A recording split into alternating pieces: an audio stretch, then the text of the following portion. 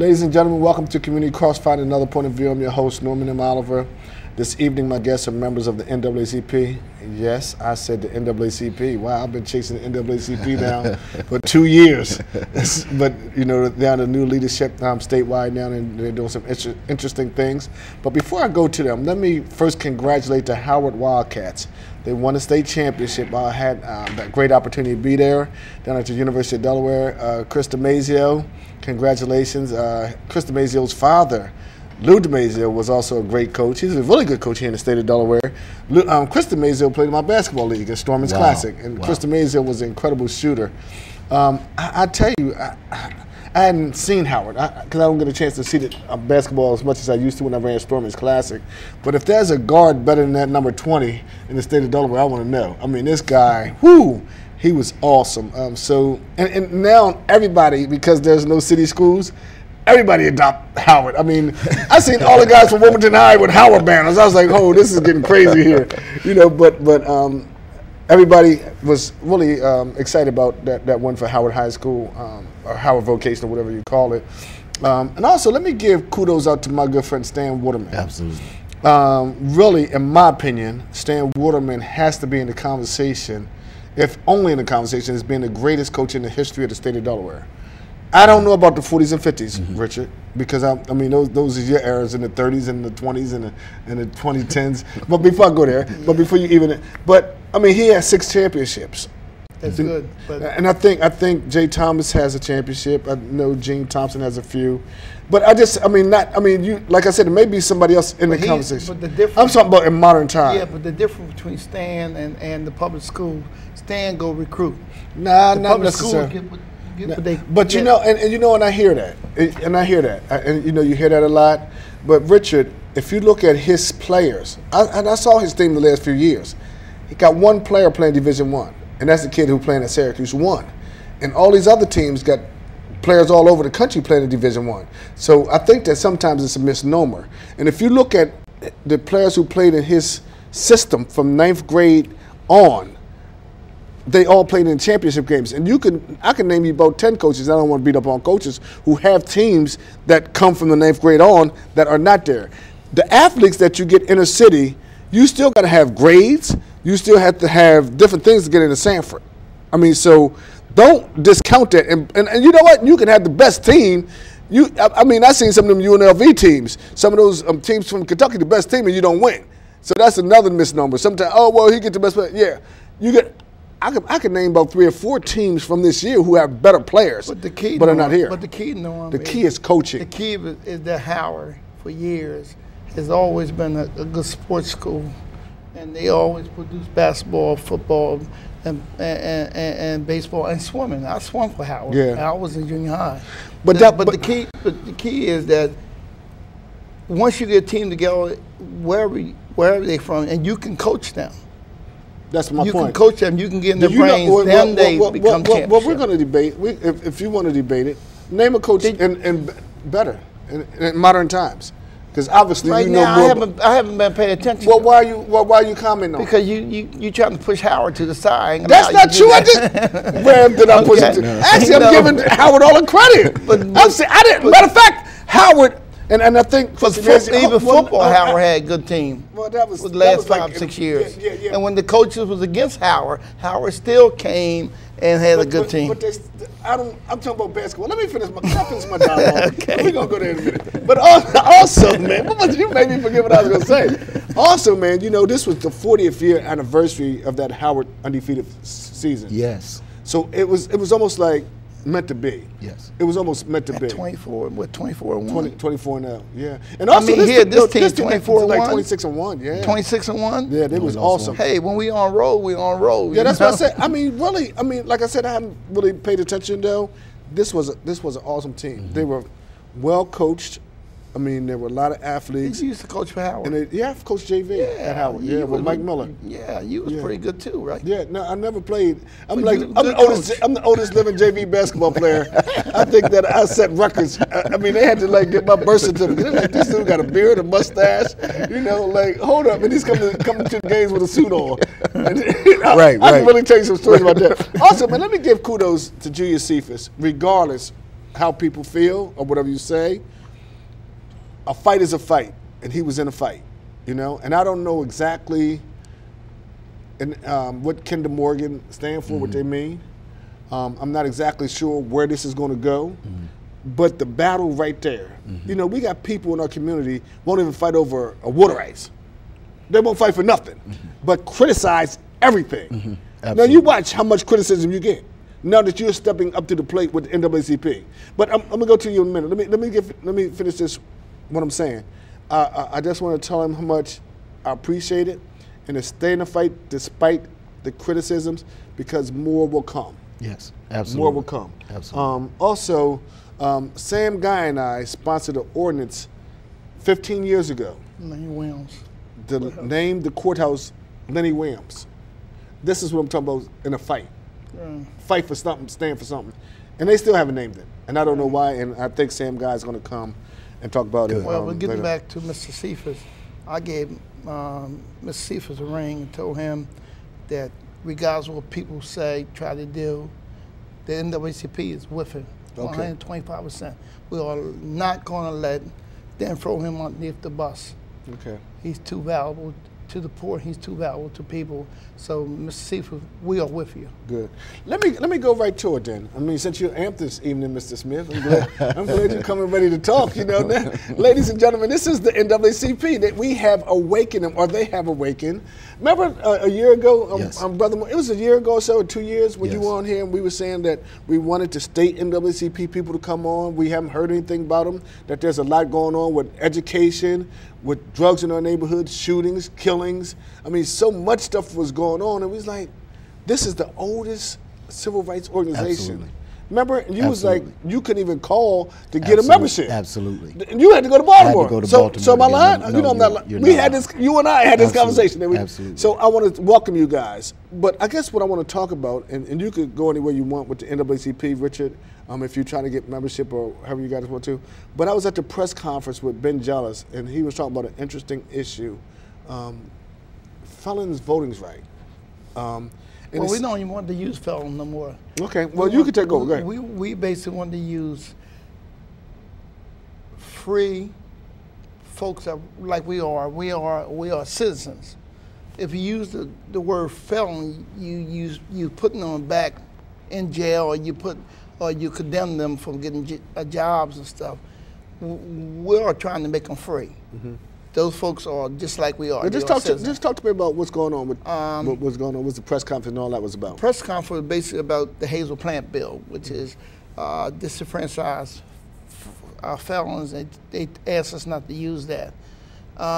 We want to make sure they vote and become whole again as taxpayers and everything. We want to make sure that there's no waiting period, that they can go on and vote once they get out of jail and they meet all the qualifications of paying fines and probation stuff. Then after that, they can vote. We also want to look at some points that we'll look after this bill passed. We look at the fines and stuff, because some of those guys got fined that is $20,000, $10,000. They've been in jail for 30 years, whatever, and they would never pay those fines. Okay, so the state needs to find a way to come to the middle and say, well, if you pay a little bit, you can vote.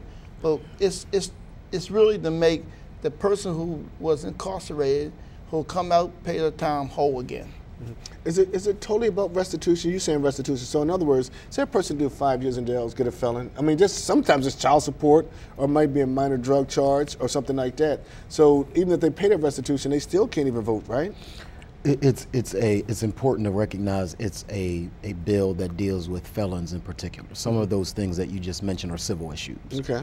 So when a person has a felony, as it stands right now, prior to the vote, they have to pay restitution, be off of probation, but then after that, there's still a 5-year period of time that they have to wait before they can want vote. blood. They want blood. Yeah.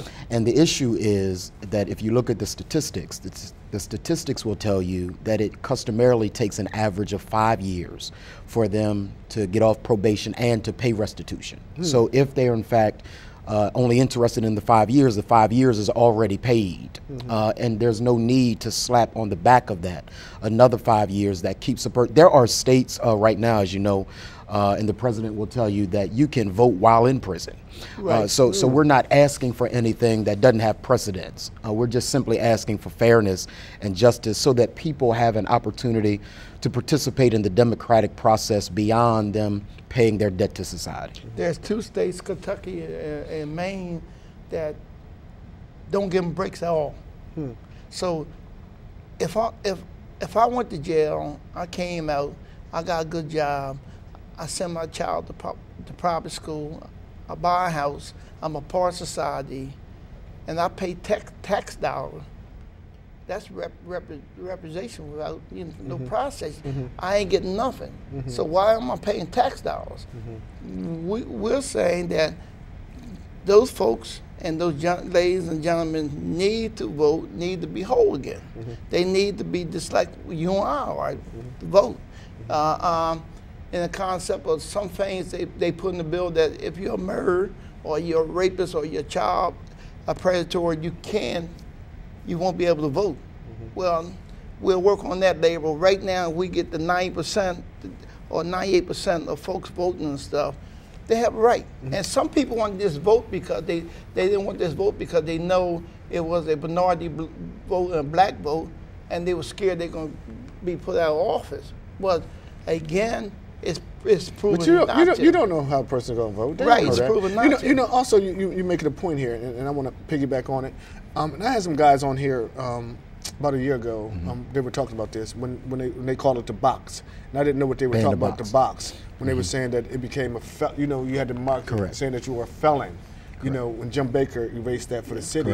Correct. But again, they can get a job by saying that they're a felon. Correct. Then they want them to get a job and pay their bills, but they can't get a job. Then you can't vote. I mean, it's almost a way of suppression and almost in slavery.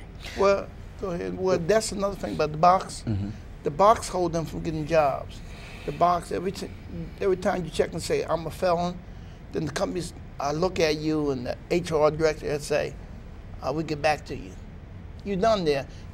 We're going to work on the box too, because we think the box is unconstitutional.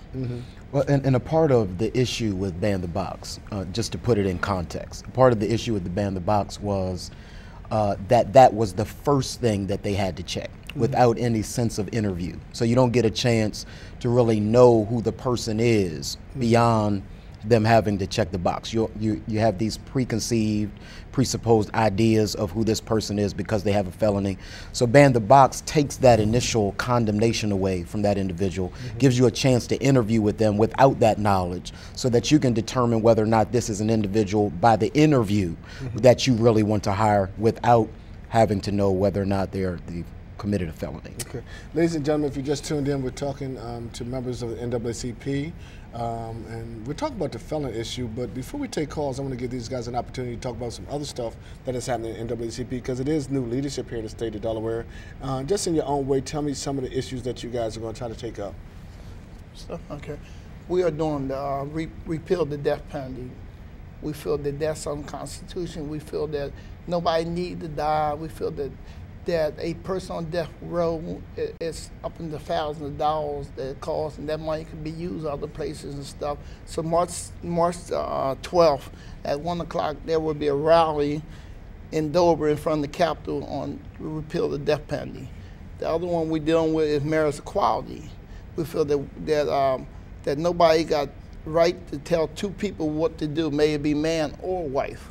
That is a civil rights issue, not a civil rights issue like slavery. It's a civil rights issue because just like a woman, nobody got a right to tell a woman what to do with her body. So nobody got a right to tell nobody who to fall in love with. So the national and the state is supporting that. We are supporting minimum wages, and we want a liberal wage, but right now it's a minimum wage that is come up on the book, and we'll hike the rate, I think, $1 more each year. That's sponsored by Senator Bobby Marshall. We're supporting a gun law that the government stuff having. So it's some things we supporting, and all these things we support is not only a state issue, it's a national issue. That's why our president was here, because he gave me the support of 48 presidents and 64 board members that will come here and help us with these bills and stuff. And also, you guys seem to be building up your chapters, like in Newark, Middletown, and some other areas, even on college campuses. You want to talk about that? I want to applaud, I really do, President Smith, who has caused a revival, if you will, with the NAACP, the job that he's done in not only developing the personnel relative to running the branches, but as you mentioned, there's a new branch in Middletown, Odessa Townsend, that was recently chartered to be able to do. And then there are some other visions that he has relative to other branches. What's your role? Take place. I'm the Director of Religious Affairs. Okay. Every state should have, that's good. Somebody that deals with the churches and kind of is the conduit between churches and community and the NAACP. So that's my role. He's more than that. No, but you know what? I appreciate that. I think that's been missing, and I really mean this, Rich, and I say this for all sincerity. You know, I joke a lot, but I mean also I'm really serious about my business, and I think that it's high time that we get a movement like this because we need it. You know, I mean, I appreciate getting awards and stuff. You know, I've gotten a couple of those NAACPs, but the only time I ever heard about it is when we had the dinners. Right. And you start the dinner at 4 o'clock and you get out there at 10 o'clock because you got 29 people getting awards. You know I'm telling the truth. So I'm glad that you want to start thinking about, you know, to deal with the drug issues, the education issue, the housing issues, a lot of you know, jobs and felons. This is good stuff. Yeah. Well, let me tell you about Dr. Morton. He's my assistant. In other words, I call him my son because every place I go, he go. Okay, he was soon to be third vice president because we're going to lift him to third vice president. We had 436 people in the whole state. Now we up to 899 people. We move them each time. We look at a branch called Edgemoor, Claymount, Fairfax, and Hocastle. So we want to put a branch up there. But the most important thing is this right here. Hold up 1 second. Hold up. Okay. Hey, Alvin, could you put NAACP on it so people know who we're talking to? I'm sorry. Go ahead. Well, most people couldn't get with this. This governs the branches. They call it units and stuff. It governs state. And you got to know your constitution bylaws. And once you learn this, and a president, executive board, the national can do anything to you because you'll know the law of the NAACP. And this was hidden from the community for a long time because the presidents and stuff didn't want it to happen. Now, the president. But ain't that sad? Well, it's sad because there's a lot of folks in our community that don't want to lose election because this is basically one vote, one person, and they get paranoid, and then they hold the process back because they don't want to lose. Me, I don't care if I lose or not, as long as I get the group moving the way it's supposed to. It's about the people. If we don't have the NAACP, we ain't got the police or our community to help us deal with the system and everybody else that's doing stuff to our community. So we need the NAACP. Okay. If you have a question for the NAACP, Ivan, you can put the number up. Maybe we can take a few calls, talk about the felon bills, talk about how to get involved with the NAACP, because you also have to, now I think I'm going to get my life membership now that you guys are up doing some good stuff again. You know, I was just waiting. I mean, I already recruited you for Middletown. Yeah, right, but you and I were sitting on here, we didn't even know where to go. Right. Going people something, knock on the door, it must have been mailed that high. You know, I lied for 2 years. But the truth is, we have. But that's not to be the point of anybody, because a lot of people do some good stuff. We have a Georgetown branch, called our Lower Sussex. We have a Milford branch. We have the Central Dover branch. We have a Newark branch. We have a Bear branch, and then we have a Middletown branch and Wilmington branch. All those folks is coming on your show. Do you still have? Do people still call you dealing with like police brutality and that kind of stuff? We do all that. Huh? Yeah. How you doing? Welcome to the show. Hello. Hello, welcome to the show. Hey, good evening. How you doing? How you doing? I got a question for the NAACP guy. Go ahead. How do folks get in touch with them? Because I've been on the internet calling around, and it's just so hard to get in touch with them. I gotta hit 1,000 extensions, get on hold 1,000 times, because I got some serious issues that I need to talk about and bring to the table and see if I can get some help. I've been reaching my hand out trying to get in touch with NAACP, but it's just like you said, Storm. It's just so hard to get in touch with them. That's a good question. How do they get in touch with you now? I usually ask people to call me at 302-293-1601. Hold up, 302 293 1601. 1601. And really, remember this. Is there a section number or anything? No, but That sounds like a cell number. it's my cell. But listen to the real point of view about the NAACP. It's a card member organization. It's a volunteer organization. If we don't have memberships and we don't have people who are willing to roll up their sleeve, we only can do but so much.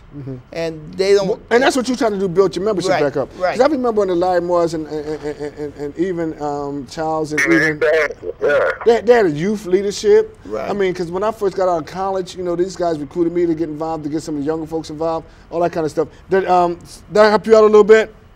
Yes, sir. Thanks, man. I will, and I will listen to you. Ain't no give me my number. I go south on you. I don't go south on nobody. Okay. How you doing? Welcome to the show. Yes, Norman. One thing I really want to say: the NAACP never left us. We left them. Okay. They've always been around, and we got into other things, but we've always been able to reach them. We know the major number, the national number.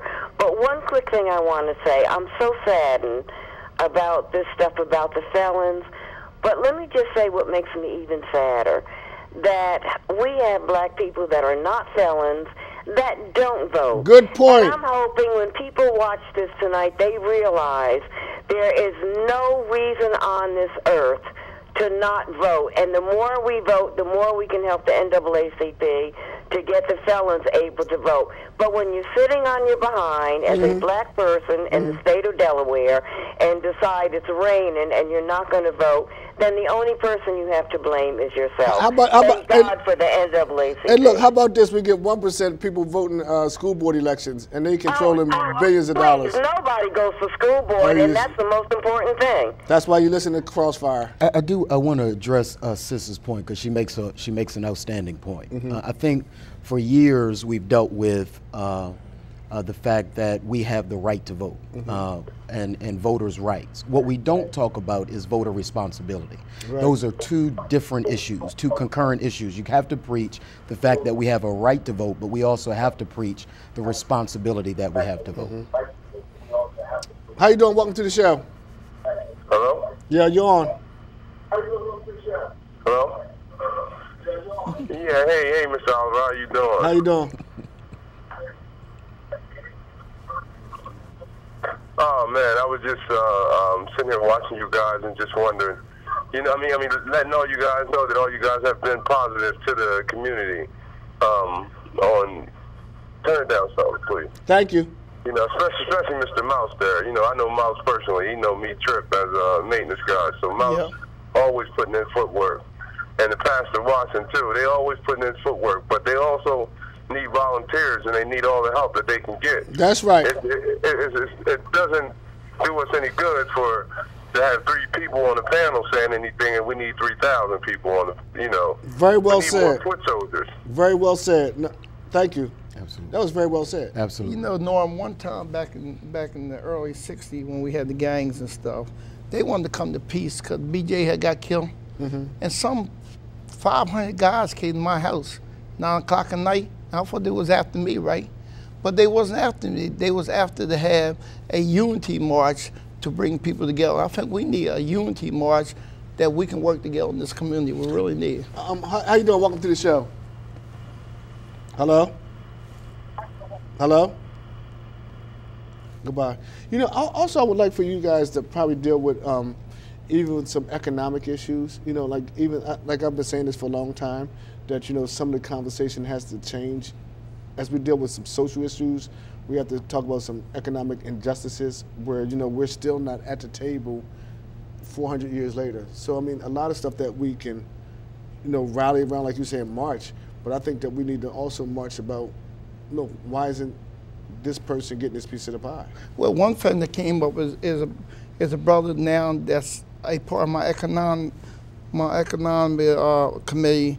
His name is Mr. Dryden, and he did a survey and he did a study on Governor Markell, the the public defender office, and every department in the state of Delaware that don't raise blacks to directors or don't have superintendents or don't have nothing to do with blacks. Economics is a major part of the NAACP. We have an economic lawyer, and we have an economic development chairperson who will come in this city and put you and everybody around the table and fight for what we need to fight for. Okay, ladies and gentlemen, you're watching the NAACP, and what do you think about voters' felon rights? I mean, do you think that felons should have the right to vote? Or the death penalty. Did their time? Yeah. I mean, we could call it whatever we want, you know, but this is what the system calls it. Right. I mean, and also, I think that people need to know, we're not saying a person who's robbed 45 banks going to become a bank teller. Come on, let's not be ridiculous here. Right, you know? Right. How you doing? Welcome to the show. Hello? Hello? Yeah, go ahead. Hi, this is Earl William, Harry Thomas Safe House. The local 199 left from over South Bridge. Anybody know what's going on? No, I think that I know they moved out to I think Newport somewhere, but you might want to get in touch with Billy Carter and ask one of those guys. Hello, welcome to the show. Hi, good evening, Norman. Good evening, Richard and Dr. Morton. Yes, this is Marla Garris, and I'd like to have the panel discuss, if they would, the agenda for the state NAACP. I'd like to hear about what are some of the priorities that have been set. Well, I think a part of, initially at least, what's necessary is to change the culture of the NAACP. You really can't accomplish anything long-term relative to what we want to do by way of an agenda until we change the culture. There was a, whether we like it or not, agree with it or not, a very bad taste in the mouth of the community concerning the NAACP, whether it's for their inactivity, the lack of being able to get in contact with them, and that's just real talk. So we can't act like that doesn't exist. So a part of what we're attempting to do now is to change the culture, the ethos of the organization, so that we can attract the kinds of people that can help us not only put together an agenda, but advance the cause of the NAACP. And also, I mean, you guys could chime in if you want. I mean, the NAACP has always been a very diverse group. I mean, some of the major movers and shakers in the organization from the past have been white folks. Well, but what we did as we came in. Hey, did they ask you a question? Yes, they did. I'm going to hang up, Norman, so other callers can call in. All right, thank you very much. What we did as we came in, we got, turn your TV down first, please. Good. We assessed the need of all the branches and president. We sit down with them. We heard what the issue was. The issue is police brutality in the South, police brutality in the North, shooting in the South, shooting in Central Delaware. Housing, economic development, we're down Georgetown, and when you get past Dover, a black can't hardly get a job. So, you know, we had to put that need together and come up with a program that fit in every one of our presidents. Okay.